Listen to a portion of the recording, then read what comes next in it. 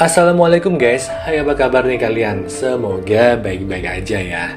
Nah di video kali ini aku mau ngebahas salah satu film horor Indo yang berjudul Hantu Perawan Jeruk Purut. Nah film ini sendiri nanti bakal bercerita tentang satu rumah yang angker dan ada penunggunya gitu. Dan si penunggu rumah ini meneror orang-orang yang ya gak tau lah motifnya apa. Nanti bakal terjawab di filmnya. So bagaimanakah kisah dari film ini selengkapnya? Langsung aja kita ke isi cerita film.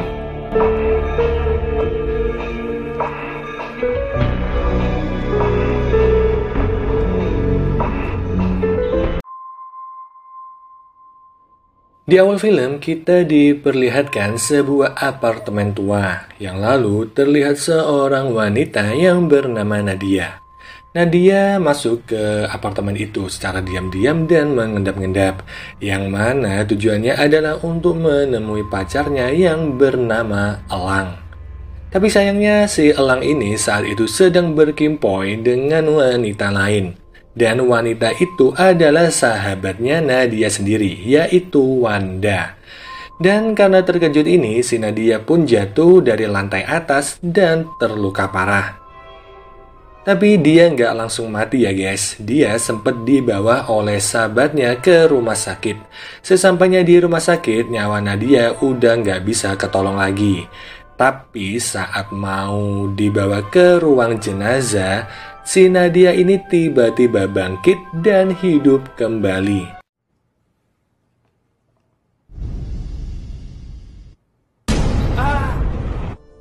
Yang ternyata Nadia ini mengalami mati suri, dan di kehidupan setelah mati suri ini, dia memutuskan untuk melupakan Elang.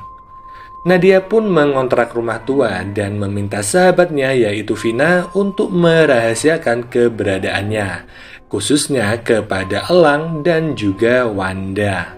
Tapi sepertinya ada yang gak beres nih sama rumah tua itu. Soalnya tukang bersih-bersih rumah itu yaitu Mang Omen terlihat aneh dan menyembunyikan sesuatu.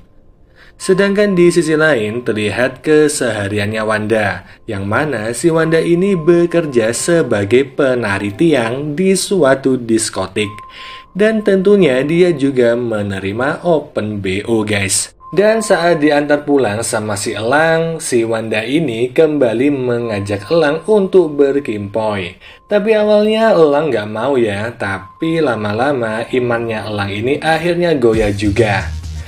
Keesokan harinya, Nadia mulai merasakan hal aneh di rumah kontrakan barunya.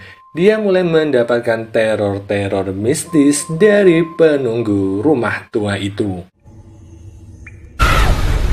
Sedangkan Wanda mendapatkan order BO dari teman kerjanya, yang juga sama-sama berprofesi sebagai penari tiang. Lo mah kawin sering, sialan lo. Nah, kita balik ke Nadia.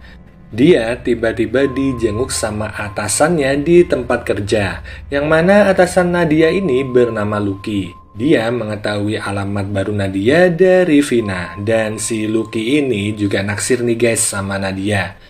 Nah, si Wanda sendiri mulai mendapatkan teror dari seonggok hantu, dan kayaknya sih ini hantu sama kayak hantu yang ada di rumah kontrakannya Nadia.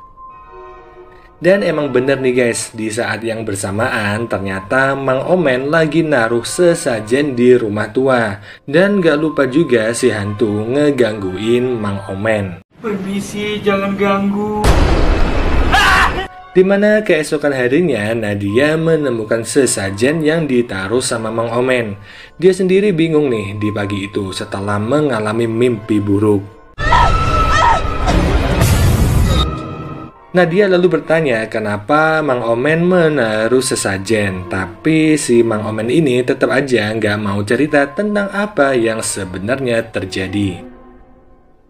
Di sisi lain, si Wanda ternyata hamil, dan di saat dia minta tanggung jawab sama Elang malah kelihatan mau lepas tanggung jawab gitu.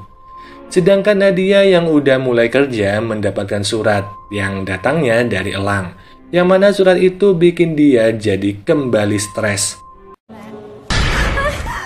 Maaf ya mbak. Iya. Wanda yang juga mulai stres mikirin jabang bayinya malah diteror sama hantu perawan. Di kamar mandi ada. Ngaco. Yang mana setelah Elang ngecek ke kamar mandi, si hantu udah nggak ada. Dan nggak cuma Wanda aja guys. Helen, teman kerjanya Wanda, juga mendapatkan teror mistis.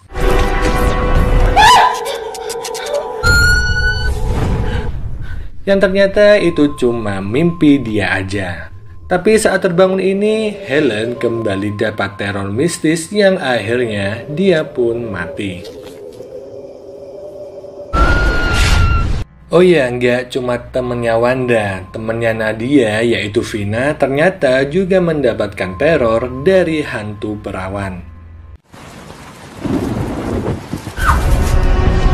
Di saat bersamaan, Nadia yang sedang sendirian di rumah benar-benar mendapatkan teror yang bertubi-tubi.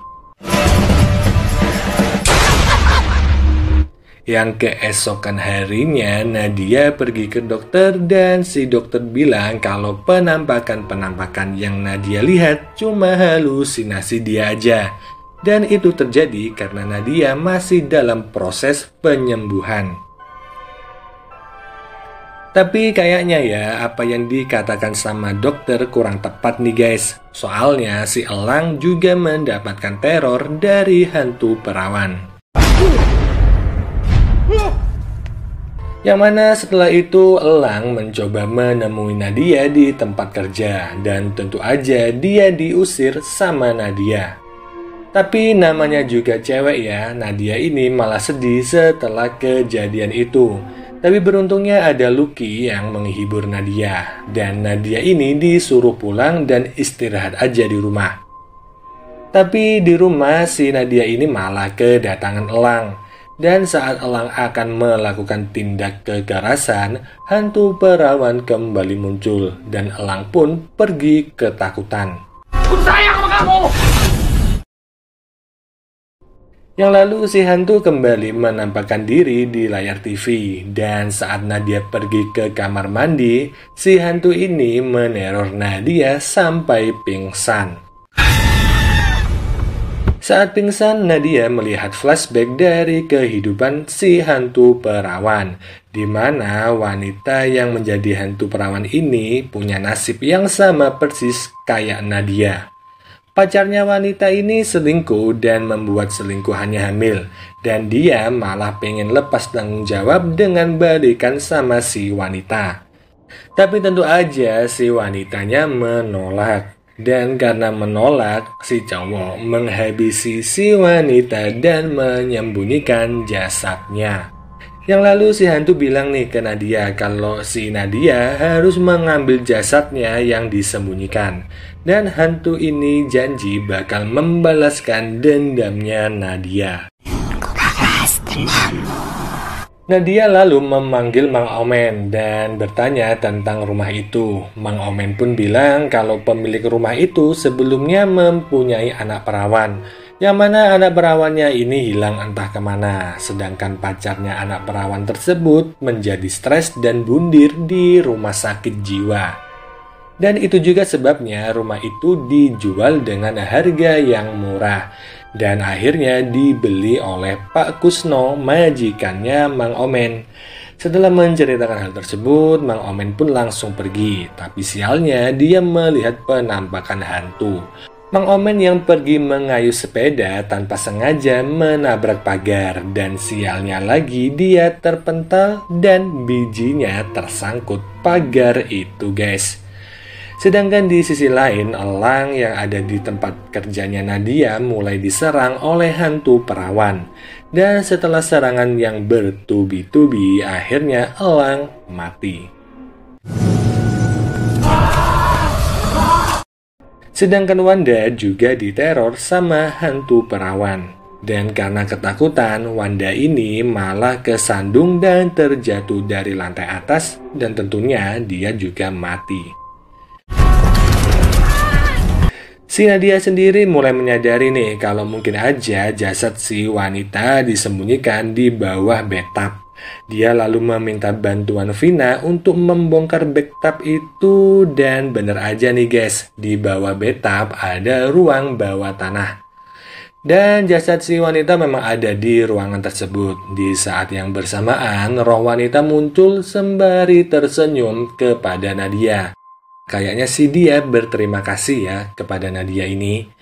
Yang mana tak lama kemudian polisi datang untuk mengevakuasi mayat wanita itu, dan di sana juga terlihat Lucky yang bersama dengan Nadia.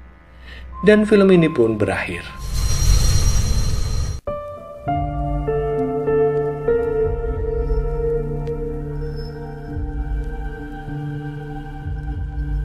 Oke guys, jadi itu tadi adalah seluruh alur cerita dari film Hantu Perawan Jeruk Purut. Dan seperti kebanyakan film horor Indo di tahun 2015an ke bawah, horornya itu diselingi sama adegan-adegan dewasa.